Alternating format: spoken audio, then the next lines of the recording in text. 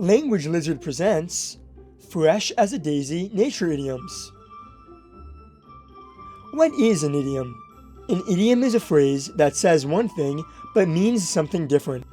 An idiom can be a quick way of saying something complicated. Let's take a look at a couple of idioms so we can really understand what they are. Nip it in the bud. This idiom means to stop something when it is just beginning. How can you use this in a sentence? Well, when the teacher noticed bullying at recess, she nipped it in the bud. This means that she stopped the bullying just as it was starting. What a kind teacher. How about we take a look at another example? Make a mountain out of a molehill. This idiom means to overreact over something small. How can you use this in a sentence? Well, after the student got one question wrong, he complained and made a mountain out of a molehill.